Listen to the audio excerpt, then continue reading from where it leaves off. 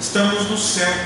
Para quem nos acompanha pela internet, pelo YouTube, estamos no céu. Estamos no Centro Espírita União com Jesus, em Registro, Estado de São Paulo, no Vale do Ribeira, nesta região aprazível, que marca o nosso coração com muitas recordações. Não podemos deixar de nos recordar daqueles que foram os pioneiros desta casa, que aqui vieram antes de nós e que construíram nesta casa um espaço valioso para a divulgação do Evangelho de Jesus, que é o nosso caminho da salvação. Lembrando as palavras do Mestre amado: eu sou o caminho, eu sou a verdade, eu sou a vida. Ninguém vai ao Pai se não for por mim. Aproxima-se a chamada data máxima da cristandade, o dia de Natal. Nós sabemos, nós que somos espíritas, nós sabemos que o dia de Natal, dia 25 de dezembro, celebrado pontualmente por toda a cristandade, não é exatamente o aniversário, a data de nascimento, o natalício de Jesus Cristo. Mas o que importa? Nós sabemos que esta data foi escolhida pela Igreja Católica Apostólica Romana uma ocasião de celebração do seu conteúdo doutrinário, para dar a Jesus o destaque que Jesus precisava alcançar para que as suas máximas morais pudessem alcançar o maior número possível de almas. E então, como nós vamos descobrir na arqueologia teológica, o dia 25 de dezembro foi escolhido para ser a celebração do aniversário de Jesus. Dia 25 de dezembro, anteriormente a esta celebração, a esta substituição, era a data de celebração, de liturgia, de comemoração, de adoração dos deuses pagãos. Mas, como nós dissemos, dia 25 de dezembro não é a data exata do aniversário de Jesus. Mas o que importa? O que importa é que ao menos uma vez por ano, os homens recordam-se de celebrar aquele que foi tão grande que não coube na história. Se alguém for procurar a biografia, a história de Jesus, os compêndios historiográficos, não irá encontrar. Irá encontrar Napoleão, irá encontrar Átila, o rei dos Hunos, irá encontrar Alexandre o Grande, irá encontrar todos os déspotas que pela violência e pela ambição derramaram sangue, causaram grandes prejuízos à humanidade, grandes dores e sofrimentos. Mas lá não irá encontrar a biografia, o relato da existência de Jesus. Mas Jesus Cristo, que não está nos nossos livros de história, foi tão grande que não coube na história e dividiu a história antes do Cristo e depois do Cristo. Para nós espíritas, Jesus Cristo, o Messias, o Salvador, o divino Rabi da Galileia, é o Espírito puro e perfeito que Deus, nosso Pai, enviou à Terra como portador de suas leis divinas. Jesus Cristo, no livro dos Espíritos de Allan Kardec, está assinalado na questão 625. E ali está inscrito: Jesus Cristo, nosso modelo, nosso guia. E importante, nesta época natalina, em que muitas pessoas adoram a Jesus, recordar que Jesus não é Deus, e Deus não é Jesus. Deus é o Criador de todas as coisas, é a causa primária de tudo que existe no universo. E Jesus Cristo é um Espírito que alcançou, por força das encarnações, alcançou a condição de espírito puro, enxergou a Deus, e foi ele mesmo quem disse: Pai, eu vos conheço. Pai, Jesus conversando com Deus, pois Deus conversa com Jesus de viva voz, e Jesus conversa de viva voz com Deus. Jesus recebe de Deus ordens que ele coloca em prática por intermédio dos Espíritos que lhe secundam a tarefa. E Jesus Cristo, de certa feita, disse, assinalado em seu Evangelho: Pai, eu vos conheço antes que este mundo fosse criado. Ou seja, Jesus conhece a Deus antes que este mundo, ele assinalava este mundo, a Terra, fosse criada. Se nós perguntarmos àqueles que estudam, aqueles que se dedicam ao mundo da ciência, quando a Terra foi criada, não há possibilidade de dar uma data com exatidão, uma época com exatidão, mas nós sabemos que a Terra foi criada há milhões de anos. É preciso muita atenção para esta reflexão à beira do Natal. A Terra foi criada há milhões de anos, assinala a ciência. E aí há algumas divergências em relação ao período exato em que o planeta Terra ganhou a sua configuração, se não atual, mais próxima da sua condição contemporânea. Jesus Cristo disse: Pai, eu vos conheço antes que este mundo fosse criado. Portanto, a Terra foi criada há milhões de anos. Quando Jesus diz eu vos conheço, conhecer no sentido bíblico da palestra, da expressão bíblica, conforme nós encontramos no Antigo e Novo Testamento, conhecer alguém não é simplesmente cumprimentar alguém e se apresentar. Muito prazer, Afonso, como vai o senhor? Eu sou de São Paulo. Apresentação, agora nós nos conhecemos. Não é assim. Na expressão bíblica, conhecer é mergulhar profundamente o nosso eu no eu daquele a quem nós afirmamos conhecer. Quando, no sentido bíblico, está dito que Raquel conheceu o seu marido, é porque teve com ele uma união intrinsecamente íntima. Com ele conviveu, com ele formou um só corpo e um só coração, que é o objetivo do casamento.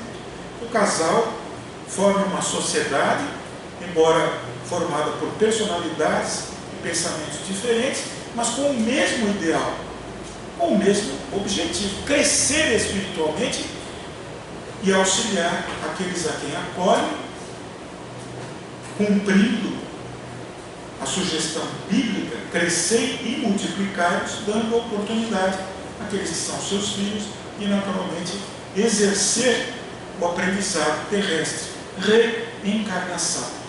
Portanto, quando Jesus diz que conheceu a Deus há milhões de anos, Jesus inteirou-se da grandeza de Deus. Jesus viu a face de Deus. Veja, não é privilégio de Jesus ver a face de Deus. Todos nós um dia veremos a face de Deus, a face do Criador. Crianças que são adotadas e que são informadas e devem ser informadas e que são adotadas para evitar traumas, desencontros psicológicos e emocionais futuros. Crianças que são adotadas, quando alcançam de certa forma uma relativa maturidade, querem saber quem são os seus pais. Quem é meu pai? Meu pai é daqui ou é dali? Quem é minha mãe? Existe uma natural reivindicação do ser, saber quem é seu pai, quem é sua mãe. É um sentimento natural que não deve ser ignorado. E, na medida do possível, deve ser respondido com bom senso, orientando a criança que já deverá descobrir, por anos de convívio com seus pais adotivos, que pais verdadeiros são aqueles que criam com amor, que educam e que se sacrificam em prol do bem-estar de seus filhos. Mas nós, seres humanos, o princípio inteligente do universo, nós ambicionamos nos encontrar com Deus. Não há uma estátua nesta casa, um quadro, uma imagem. Não há nesta casa uma referência.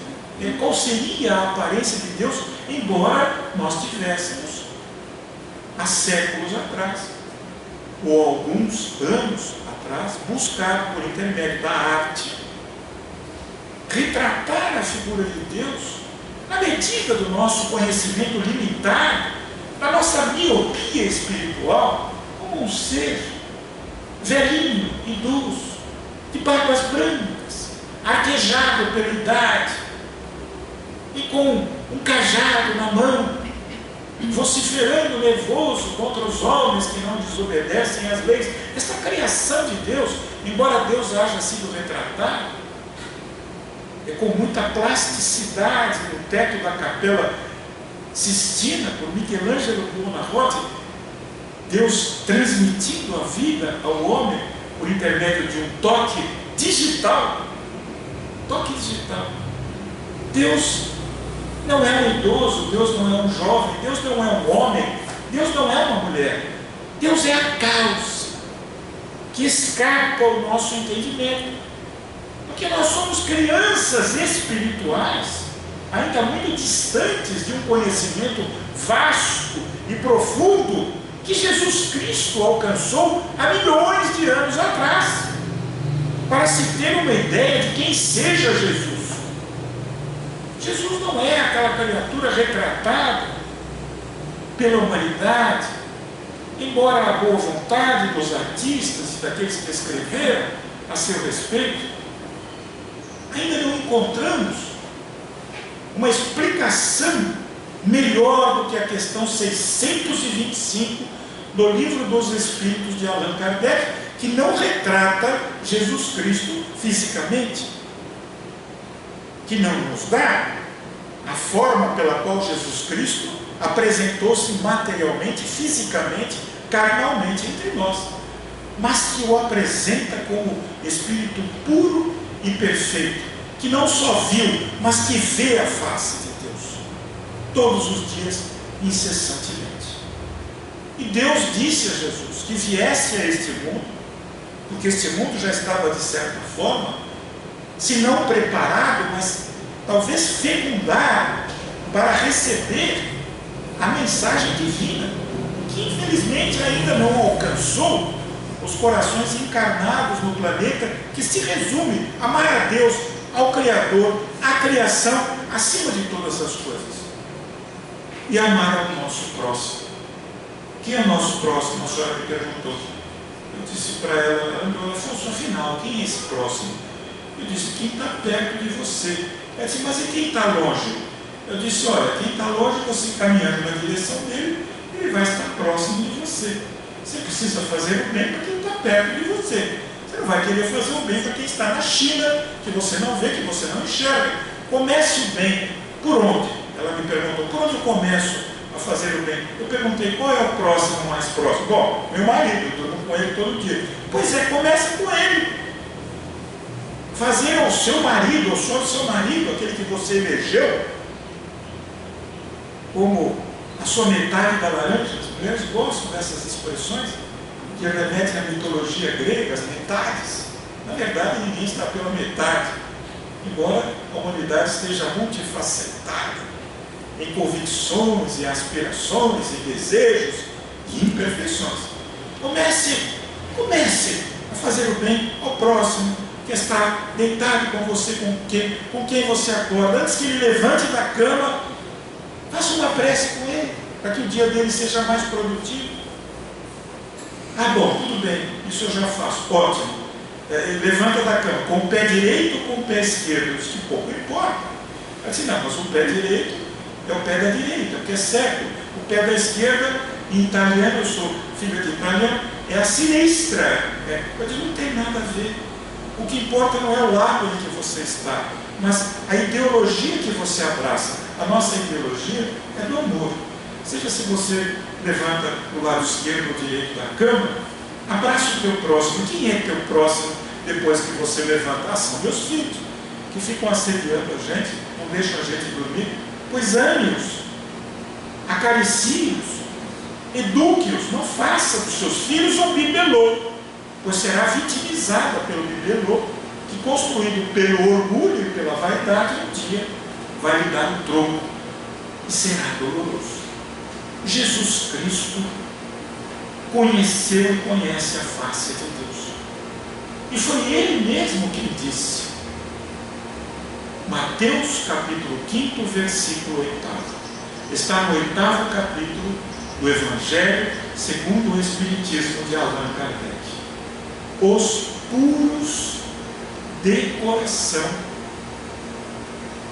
verão a Deus. Os puros de coração verão a Deus.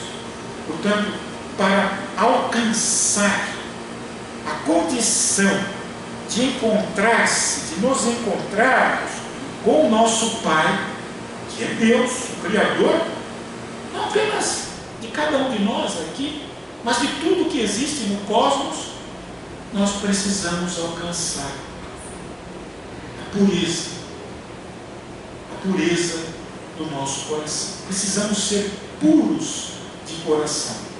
Nós refletimos, portanto, a respeito de Jesus nesse instante. Ele, para que a nossa reflexão, tanto quanto possível, seja abrangente, Ele, Jesus, foi puro de coração quando? Ontem, ou há 2000 anos, quando esteve conosco aqui.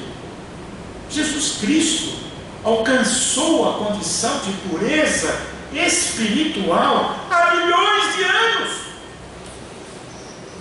Veja a distância que existe entre Jesus e nós. É preciso estabelecer os parâmetros desta distância para entender o que se vem na frente, a nossa próxima reflexão. Ele alcançou uma condição em que nós aqui estamos distantes da pureza de coração. O que é a pureza de coração? É amar integralmente ao próximo, de forma a doar continuamente, compulsoriamente, aquilo que temos de melhor. Alguém que nós conhecemos, que foi capaz de encontrar este amor nesta encarnação, São Francisco de Assis, que despia-se de sua roupa para entregá-la à criatura que estava com frio. Veja, ele esquecia, se fôssemos nós, mas eu vou tirar a minha roupa para dar a ele, não adianta desvestir um santo para vestir outro. Lembram-se dessa expressão? Como é que eu vou dar para ele e vou tirar de mim? Não dá, então fica do jeito que está, continua sofrendo, vai à frente, meu irmão. E geralmente nós, espíritas, dizemos, vou vibrar por você. Quem está com fome, quem está com frio, não quer vibração, ele quer algo mais real, mais próximo de satisfazer a sua necessidade. Ele quer o pão, de preferência com manteiga. Ninguém aguenta pão seco e velho, amanhecido, de preferência com uma fatia de queijo, ou de mortadela, ou de presunto, se houver condições pecuniárias para tanto. Ele quer uma roupa decente, não precisa ser nova, pode ser remendada, mas que ele possa misturar-se à multidão, sem ser assinalado como um pedinte, um esfarrapado, um miserável. Ele quer ser alguém como nós. E se está em nossa condição auxiliar, devemos fazê-lo. Claro, não seremos São Francisco de Assis, diante das dores e das aflições, capazes de levar o nosso pensamento aos céus, como São Francisco fez na Úmbria, onde o inverno às vezes chega mais cedo, e aquele que esteve lá sabe disso. A neve cai do céu como floquinhos de algodão, que cintilam, recebendo a luz pálida que é própria do inverno naquela época. Ela cai miraculosamente, mas ao atingir a carne, daqueles que estão despidos de proteção, ela causa dor e aflição, ela cinge a nossa pele. E São Francisco de Assis, despido da túnica que entregara a um leproso, com o qual cruzou os caminhos, ele está caminhando na direção do seu objetivo para continuar o seu trabalho, a sua pregação crística, e eis que ele é tolhido pelo inverno, que vem sutil, que vem sedutor, mas causando dor e aflição. Ao receber os primeiros flocos de neve, que lhe cortam a carne com dor, ele eleva os braços aos céus e diz: Senhor, abençoa a nossa irmã neve, que me ensina a dor, a sofrer a dor pelo frio. E continuou caminhando.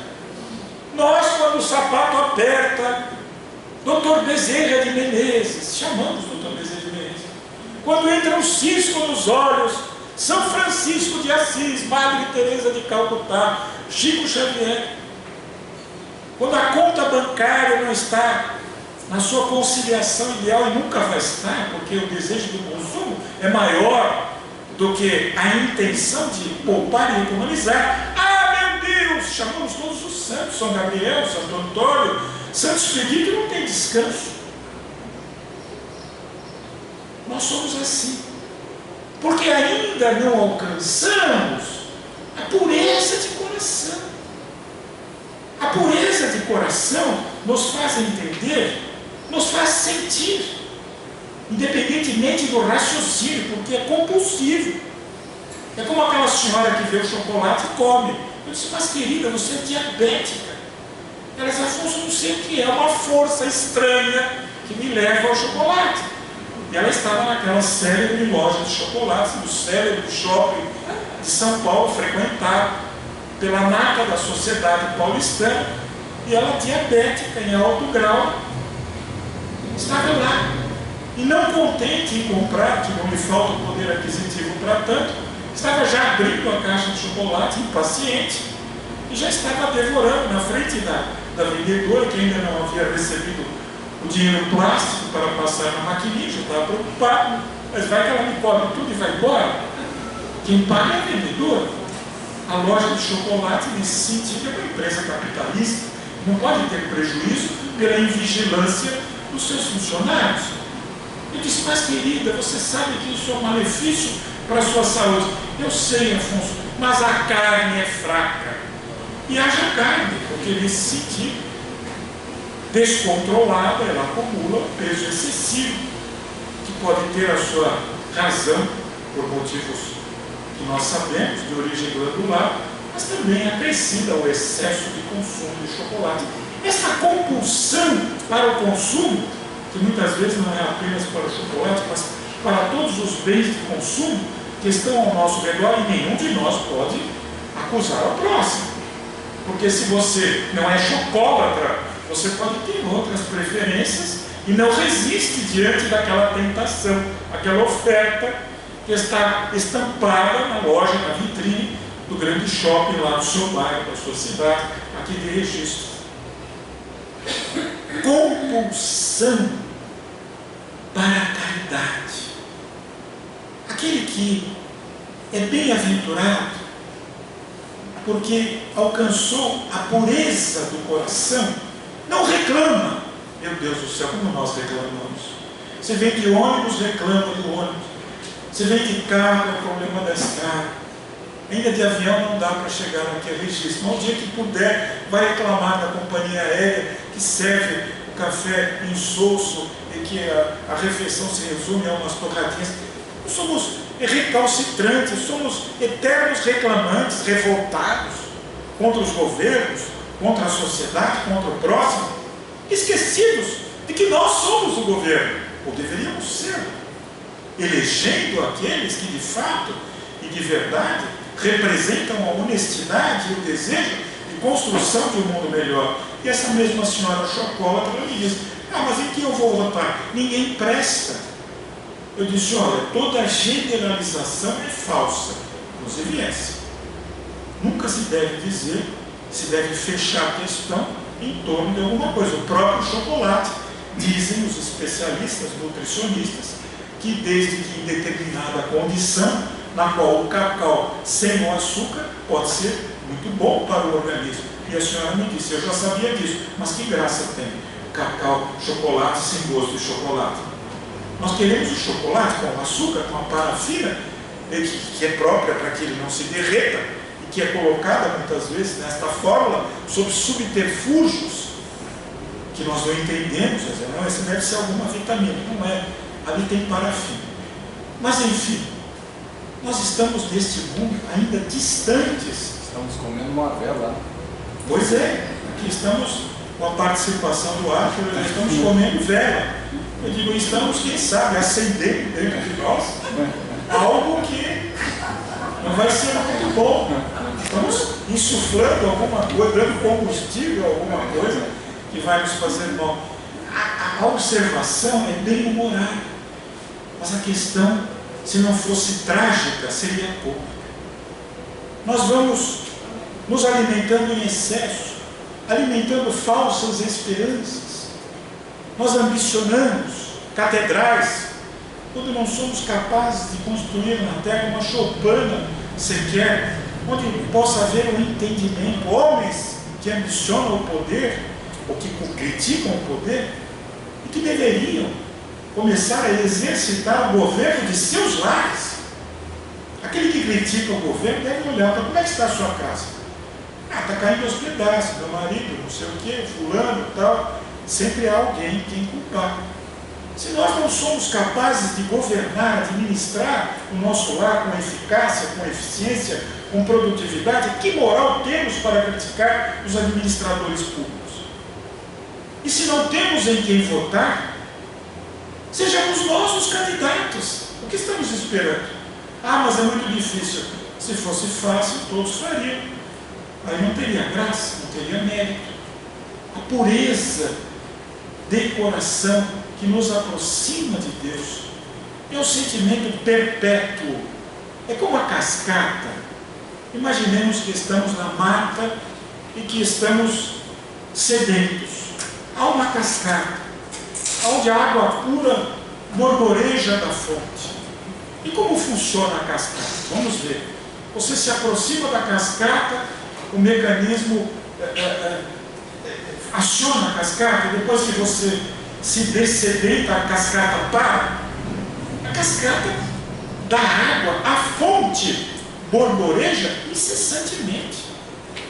A fonte está lá, nesse momento que estamos falando aqui, na mata, a fonte de água pura, ela continua fornecendo água para o passarinho, para o viajante, para o caminhante. Ela vai sem parar. Ela não para atender este ou aquele. A cascata, a fonte, não para. Não, esse é antipático, esse eu não vou dar água, ela se fecha. Ah, mas esse rapaz é simpático. Pronto, ela entrega a água, ela começa a funcionar. A água brota da fonte. Não é assim, mas nós somos assim. Nós somos puros de coração, se é que o somos, com algumas pessoas, com os entes queridos, se somos.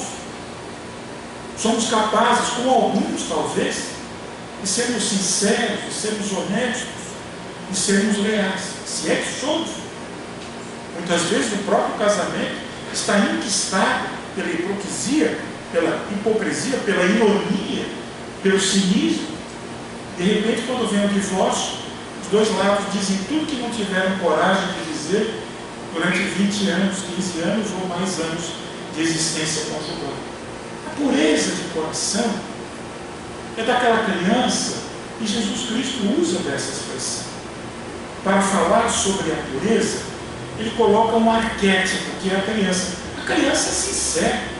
Se há uma criança aqui, neste momento de reflexão breve, que já vai chegando ao seu final, se há uma criança aqui, nos primeiros 5 minutos talvez ela observe alguma coisa, Esgotada a sua perquisição, ela quer levantar, ela quer sair, ela quer descer, ela quer subir, ela quer andar pelas paredes, pelo teto. É própria da criança. A criança é simples e ela não esconde, nós escondemos. Está gostando? Ótimo, muito bom. Entendeu alguma coisa do que o senhor me falou? Não, eu entendi perfeitamente. Mas o que ele falou? O Evangelho. Que Evangelho? Jesus só tem um. E dá o assunto por encerrado. A criança, se você perguntar, gostou? Ela diz, não. Mas como não gostou? O moço é bonzinho. É assim, não, é chato, é cansativo. Eu queria brincar. De quê? Patinete. Mas de patinete, eu não sei o que eu espírito. A criança fala aquilo que está em seu coração, ela não esconde. Ela gosta, não gosta. Quer comer feijão? Não. Que você quer doce? Sim. Ela fala. Nós não, nós preciso fazer dieta, não faz. Mas fala que vai fazer. Segunda-feira começa o regime. Começa nada, só de boca para fora. A criança é sincera. A mãe pergunta para a criança, estou bonita? E a criança diz, não. A mãe, quer queira, quer não, já ouviu. De certa feita eu ouvi de meu filho, onde você vai, pai, com essa roupa? Eu disse, por quê? Está muito ruim? Ele disse, está estranho, né? A criança de 4 ou 5 anos de idade, eu nunca esqueci. Eu estava com uma camisa dessas modernas, vendidas nos grandes magazines, para os cavalheiros que querem modernizar a sua aparência. Fui lá no guarda-roupa, aposentei a camisa moderna e continuei com a minha antiga. E me perguntei para meu filho, e agora? Agora é você, pai. A pureza de coração é o sentimento que, se não pode ser expressado, às vezes nós não podemos. A nossa esposa se apresenta, a nossa irmã, o parente, amigo, apresenta-se nesta época natalina, parecida com uma árvore de Natal, não é? Coberta de joias, cabelo bizarro. O que você acha? Você vai ser sincero, puro de coração? Você vai, se é casado, vai para o divórcio. Precisa dizer o quê?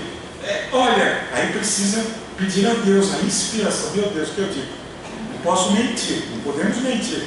Mas há ocasiões, o espírito Joana de Ângeles, por intermédio do médium Divaldo Pereira Franco, disse que tomar muito cuidado com a verdade. Que a verdade, às vezes, é como uma navalha, ela corta, ela causa dor. Então, você olha para a sua esposa que lhe pergunta se está bonita, e como é que ela está, e você diz, eu prefiro você mais simples. Como assim mais simples? Não, de camiseta, você é bonita, não precisa de nada disso. Pronto, já deu o recado, não criou animosidade, não fez crítica, mas disse a verdade. Os puros de coração assemelham-se às crianças. Fazem o que fazem porque é um impulso do coração. Jesus Cristo é quem nos diz, aquele que não se fizer como uma destas criancinhas, não verá o reino de meu Pai. Lembram-se desse episódio? Jesus Cristo estava pregando, estava falando, explicando o reino de Deus, e aproximaram-se as crianças. E como é que vêm as crianças? Há 2000 anos atrás, não era diferente de hoje. As crianças vêm gritando, no atropelo, ah, Jesus, olha isso aí, gritando, aquele desespero de alcançar Jesus, e antes que elas tocassem a Jesus, os apóstolos impediram, seguraram, os seguranças de Jesus, que ele tinha também, pelo menos nesse sentido, não deixaram a criança aproximar-se de Jesus, porque elas iriam atrapalhar, no entender dos apóstolos, incomodar a Jesus. E Jesus disse, deixar vir a mim as criancinhas. E ele aproveitou para dar o recado celestial. Aquele que não se fizer como uma destas criancinhas, não verá o reino de verdade. Claro que Jesus sabia que há crianças que nascem já com impulsos inatos. A psicologia moderna ensina isso. Mas ele estava usando a criança como um arquétipo que Jesus Cristo, Espírito puro e perfeito, que conheceu a face de Deus há milhões de anos atrás, e que nós também conheceremos a face de Deus. Nós veremos a Deus. Está no Espiritismo com Allan Kardec. Os Espíritos de Luz nos dizem. Eu estremeço só de pensar nisso. É como uma criança que viveu abandonada a existência inteira, alcançou a idade adulta e sempre quis saber quem era seu pai. A ideia do encontro, ou do reencontro, melhor dizendo, com o pai, lhe estremece o coração. Mas nós só alcançaremos a possibilidade de nos reencontrarmos com o Criador quando a pureza de coração estiver em nossa alma. Quando nós formos capazes de evitar a reclamação, a revolta, colocar as nossas necessidades abaixo das necessidades do próximo. Quando nós, não obstante em meio à tempestade, à aflição, à desesperança, nós formos capazes de dizer: Deus é meu Pai, e se não me deu ontem, não me deu hoje, Ele me dará amanhã. Eu aguardarei meu Pai. Meu Pai sabe o que é melhor para mim. Essa é a pureza de coração. Não é o filho egoísta, orgulhoso, que acusa a Deus. Por que ele tem e eu não tenho? Eu quero hoje, não amanhã. Eu estou em desgraça, quero ser salvo agora. Quanto mais nós nos revoltamos, quanto mais nós nos colocamos acima de Deus, mais nós somos rebaixados. Aquele que se exaltar será rebaixado. Aquele que se humilhar será exaltado. Palavras da salvação, palavras de Jesus Cristo. Cada um tem o seu calvário, tem a sua cruz a carregar. Aquele que hoje é infligido pelo desemprego, pela necessidade, pela dor, infligiu o desemprego, a necessidade e a dor a alguém no passado, e necessita expurgar de sua alma. Necessitamos expurgar da nossa alma, pela lei de ação e reação, o mal que fizemos a alguém. Nosso orgulho precisa ser rebaixado, a nossa vaidade é aniquilada. Precisamos ser humilhados, para qual a fênix, lendária personagem da mitologia, renascer das próprias cinzas, mas renascer de forma diferente, transcendental e metafísica. E diante da dor, da neve, da aflição, levar o pensamento a Deus, as mãos aos céus, e dizer: Senhor, abençoa a irmã Neve, que me ensina a sofrer a dor do inverno, a dor infligida pelo inverno. Eu sou paz, eu sou luz, eu sou saúde. O mal que me fazem não me faz mal. O mal que me fazem não me faz mal. Só há um mal capaz de me fazer mal. É o mal que eu fizer a alguém. Porque o mal que eu fizer a outra pessoa me tornará um homem mau. E, portanto, vulnerável a todos os males, misérias, aflições, indignações, doença, desemprego, aflições que existem na terra. Com Jesus em meu coração, diante da necessidade, da dor, da depressão, da aflição, do desemprego, do desengano, da solidão, eu me perguntarei: o que Jesus faria em meu lugar? A voz da consciência, que é a presença de Deus em nossa alma, a presença das leis divinas em nossa alma, irá nos responder. Graças a Deus.